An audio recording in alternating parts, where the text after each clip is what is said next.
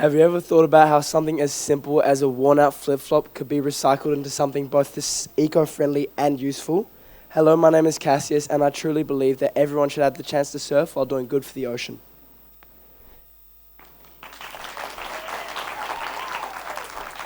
In 2023, a cleanup campaign in Lampung province collected about 30 tons of trash in 3 hours, and in 2 days they had already collected 300 tons.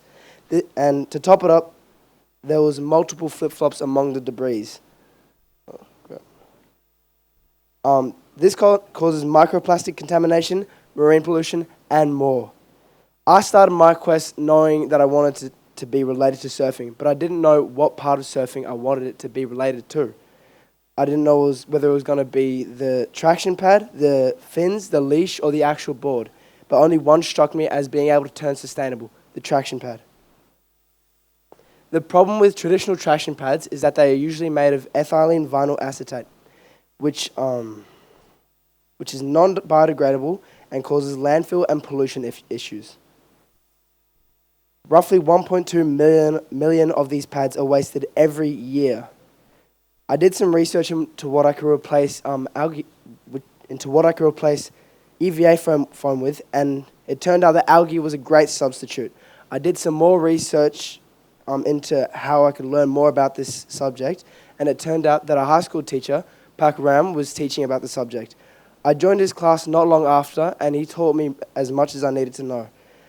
And as much as I needed to know meant I knew the debuffs of this idea. It turned out this idea would take a long time to make, so I turned to something that I thought would be less time consuming.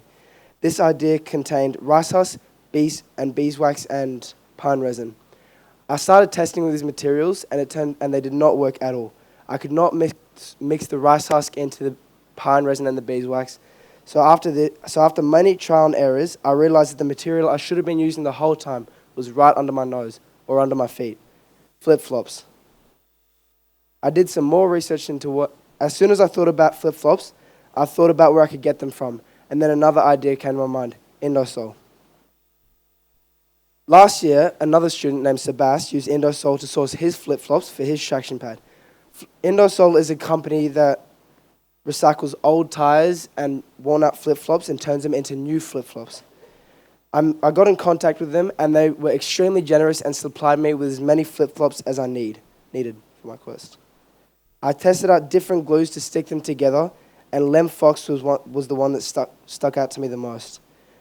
I started making the first prototype by gluing flip-flops together and then filling it in the gaps with extra rubber. Then I contacted a company named Palm Bay that my friend Art had told me about, and they generously agreed to help me cut out the traction pad. Then I made my first prototype, which ended up looking like this. Not very pretty.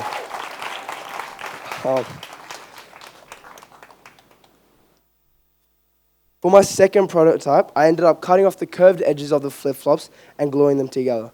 It stuck way better, and I arranged one more meeting for Doogie to cut it out.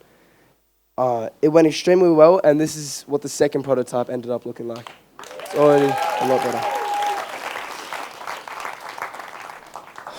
The next step for me was to get somebody to test the traction pad for me. And then a person came to my mind, Art, who had told me about the traction pad. I messaged him, and he happily agreed to surf the board for me. Here's a video of how it went.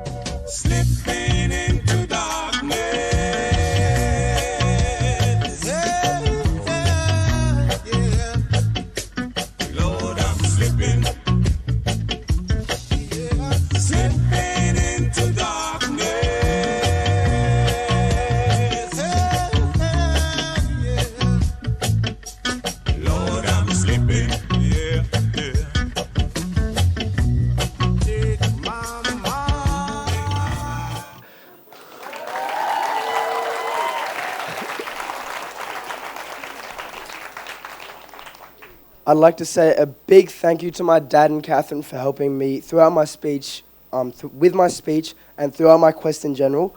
I'd like to thank Ibu Angie and Ibu Laura for helping with my speech, for helping with my quest in general and guiding me the whole way through. I'd like to thank all my friends, especially Art, for surfing the board, and I'd like to thank the whole audience for listening to my quest.